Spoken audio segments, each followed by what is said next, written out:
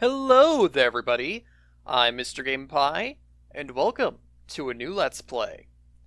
This is one that I'd imagine that people have been waiting for quite some time now. It's part of my favorite series, the Kirby series, and I'd say that it's one of the fan favorites. It's the only Kirby game for the Nintendo 64, Kirby 64, the Crystal Shards. It's the third and final entry of the Dark Matter trilogy, and that makes it a pretty major game. The Dark Matter trilogy tended to have a slower, more methodical pace, and after this game, that style of Kirby game would just sort of disappear forever. It's the last of its plotline, it's the last of its gameplay style.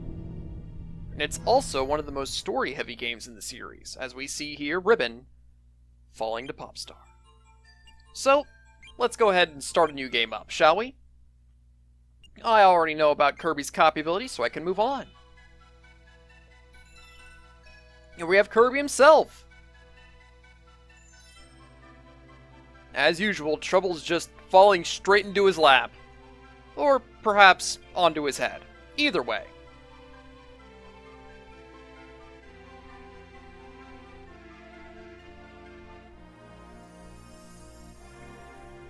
The Crystal Shards can combine together once more. But there's a lot of pieces, and they're all throughout the galaxy. Fortunately, Kirby's up for the job, and thus Kirby and his fairy companion Ribbon head off to save the day. And thus we enter the first world, Popstar. Alright, so a lot of basic Kirby stuff is the same as always. You double tap to run, you can jump, you can fly, and you can inhale. Let's go find an enemy. Alright, so this is the first enemy. This is an NZ. And Waddle Dees aren't actually enemies in this game. They don't exist. So NZs basically replace them. So here we have the fire ability. You launch yourself forward as per normal, standard burning stuff. But that brings us to the gimmick of this game.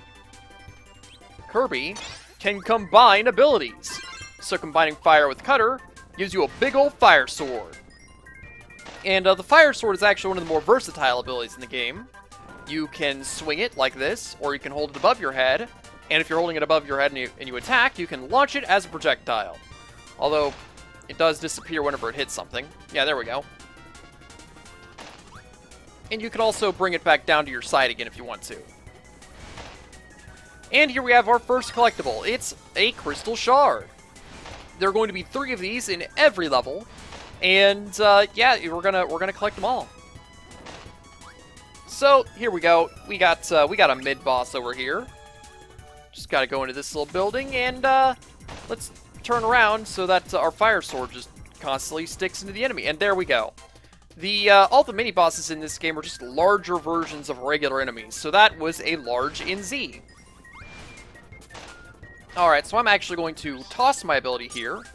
I'm not going to be showing off every ability in the game, but I will be showing off a majority of them, I'd say. Alright, I really want to respawn this Sir Kibble. This is, Sir Kibbles give the cutter ability, as usual, but the base cutter ability isn't all that great in this game. Kirby throws his entire face off with the cutter, so you can only ever have one on screen at a time. But if we combine cutter and bomb, we get one of the best abilities in the game. It's the Shuriken. Isn't that just amazing? It goes straight forward, it moves pretty fast, it does decent damage to enemies and bosses, and it's an explosion. I love explosions.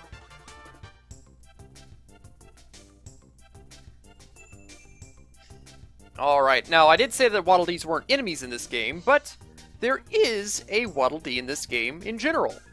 Just a single Waddle Dee, though.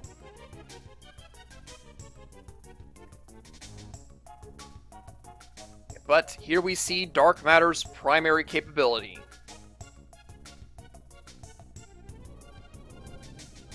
It can possess things! So, here we have a boss. The boss of the first level. And this guy, he looks like a Waddle Doo. And they probably call him a Waddle Doo. But in truth, he doesn't really do anything that a Waddle Doo normally does. He doesn't have the beam ability or anything like that. And we've seen just about everything that this Waddle Doo can do. Oh, yeah, there we go. There's the last thing. Yeah, all he really gets to do is try to run around and body slam you in various ways. It's not too dangerous. And our ability takes him out no problem.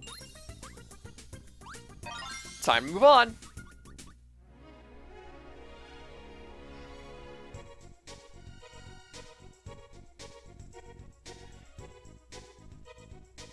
Waddle Dees, normally an opponent for Kirby, will now be helping him throughout the adventure. Or at least this one will.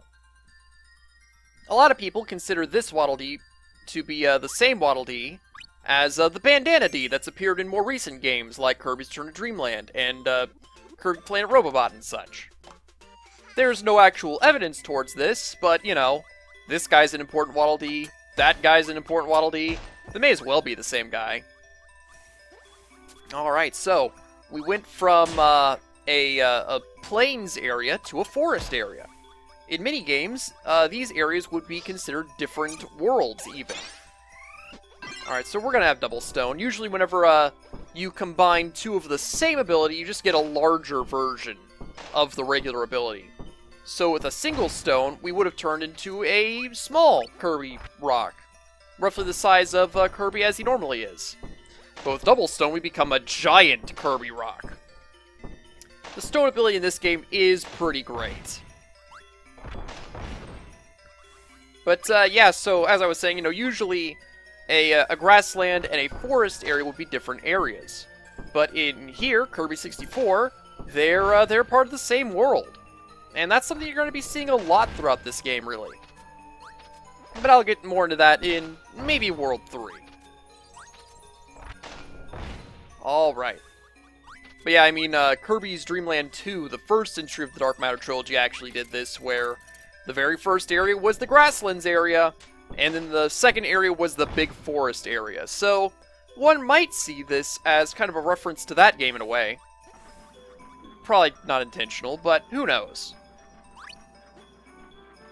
That said, they're definitely different locations because Kirby's Dreamland 2 took place on the, I believe it was either the Float Islands or the Rainbow Islands.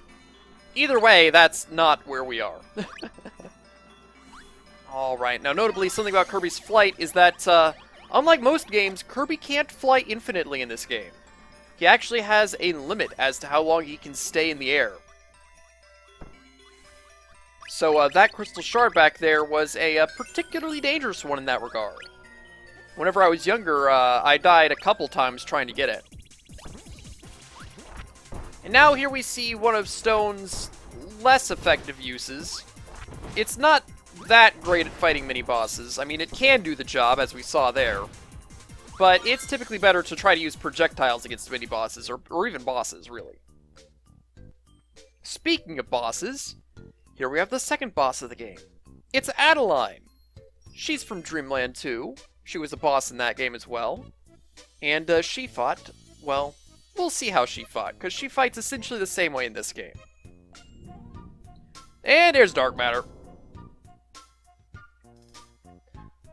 Unlike Waddle Dee's transformation, which was very obvious and major, Adeline's transformation is a little more subtle. I mean, yeah, she's got angry eyes, but, like, anybody could have angry eyes. But yeah, Adeline's a painter, and she paints objects. And they try to attack you. And I'm just gonna put the absolute minimum effort possible into fighting this girl. Yep. There's nothing Adeline can do to me. Look at that. Oh man, now Adeline's just being inappropriate, drawing something that needs to be censored. Completely ridiculous. How did this game get an E rating? But now she's getting serious. She's drawing a boss. This is the Ice Dragon from Dreamland 2. And he's not so hard.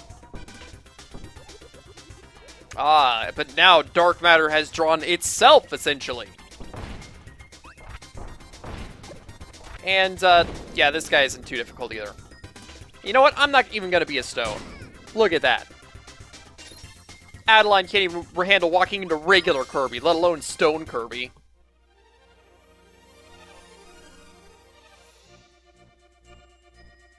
And yet more Crystal Shards have been obtained.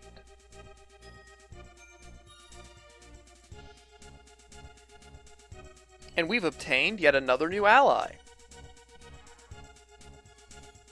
Someone that can paint anything to life? Now that sounds pretty useful to me. So here we have the end of level bonus minigame. Most Kirby games have this. And for me, I'm going to try to go after these cards. The cards will have enemies on them, and you can look at your collection in the menu. Which enemies you get and what order you get them in is random, though. So we'll look at the end of the game and see which ones I've ended up collecting. Alright, so we got a big castle there in the background. And this is actually the first level that introduces us to the concept of needing a specific ability to obtain all the Crystal Shards in a level. In this case, we're going to need the Double Cutter ability. Or at least, that's the ability that I'm going to be using. There's probably some other ability you could use, but this is the most effective one for now. Alright, but yeah, Double Cutter, once again, basically just regular Cutter, but bigger. And once again, Cutter just isn't really all that great in this game. Whenever Kirby throws his face off, he can't throw another Cutter, and his mobility is severely limited. He can't run as fast, he can't fly around. I think there's another thing or two that he can't do as well, but I mean, those are the biggest things right there. Still, it's what we need for now. Now, this game does a really cool thing with scenery. You get a real sense that you're exploring a world in this game, much more than any other Kirby game, I'd say. Like, look at this. This is the bridge that we walked on to get into the castle, and behind us there is the entrance that we took. We've just ended up outside on the wall. Isn't that cool? And this isn't the only area in the game that does something like this. Well, okay, maybe it's the only area in the game that does something like this specifically, but there's a lot of world building in this game that no other Kirby game really meets. Yeah, here we go. So yeah, there was a green block right here, and we needed a Cutter ability to break it. Theoretically, any Cutter ability would do, but it would have to be able to attack downwards. And most Cutter abilities don't do that, but the large Cutter is big enough to hit things down there, so it worked out. Yeah, we saw Adeline there a second, and she painted us a 1-up. If we had gotten any damage, she would have actually painted us extra health, a maximum tomato to be specific. She's going to be helping out throughout most of the worlds. In fact, every partner that Kirby gets in these first couple levels here, they'll have a singular appearance in every world. So not every single level will have a helper help you out, but most will. Alright, time for me to get the fire ability again. Except this time, I'm not just getting the fire ability, I'm getting the double fire ability. This is considered the best ability for speedruns, as it allows you to go fast and for long periods of time. And with specific timing, you can even maximize your speed output. And of course, who else owns a castle in Dreamland but King DDD? This is definitely one of his smaller models, though. Not as small as the original Dreamland, though. Or maybe it is smaller than the original Dreamland, I think about it. Not as small as the Spring Breeze castle, that's for sure. Yep, once again, DDD's possessed by dark matter. Except, usually where DDD is a final boss or near final boss during that sort of scenario, here he's like, he's in the 3rd level. Look at that. A single burning just launched me across the battlefield. Oh, yep. Yeah, I think at this point we've seen everything that DDD can do, so let's just obliterate him. Much like Stone, burning is often not the best ability to use against bosses and mid-bosses, but it can still be effective. So hey, yeah, much like in Dreamland 3, DDD is going to be flying around, and he's going to shoot projectiles out of that eye, and he has another move. Let's see if he does it. Come on, DDD. Yeah, there we go.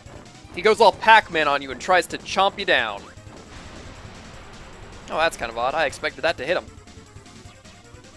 But either way, now it's time to just beat DDD.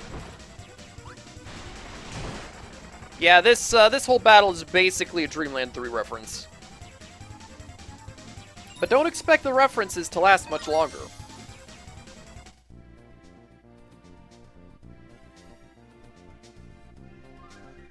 The advertising for this game made it look like DDD was going to be one of the main antagonists in the game. How he would find a Crystal Shard, and they were like, "Aw man, what's he gonna do with it?" But, no, actually, he's one of your helpers. They hid that pretty darn well. And there we go, another card for us. What card will it be? What enemy will we get data for? We'll find that out later, at the end of the game. But now it's time for the first major boss in this game, Wispy Woods. Popstar is the shortest world in the game, as is pretty typical for Kirby games. They'll start you out with a really short world, and then every world afterwards will get longer and longer as time goes on. But yeah, Wispy here, he's not really that difficult. It's some pretty standard stuff, honestly. He throws some apples at you, he shoots some air at you, and he has branches that he'll, or roots, that he'll try to attack you with. Probably not the easiest Wispy battle in the world, but, like, it's not exactly hard. At this point, we could probably just stand right here and not have to deal with anything. Because, yeah, he's not aiming at us. And he's got the roots. The root of the problem, if you will. And just one more attack session, and he should be good. Because, yeah, I'm pretty sure that the place where he sends his roots out is predetermined, so not much of a problem there. Notably, Kirby doesn't do his dance in this game. Like, at all. There's audio for him doing the Kirby dance, but it never happens. But yes, this is an interplanetary adventure. Kirby saved Popstar, but now there's another star for him to rescue. So gang, if you've enjoyed this video, you should totally go check out my social media accounts in the description, as well as maybe giving my Patreon a look over, you know, to help me support creating these videos and such.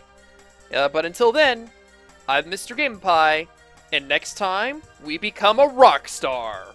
See you then.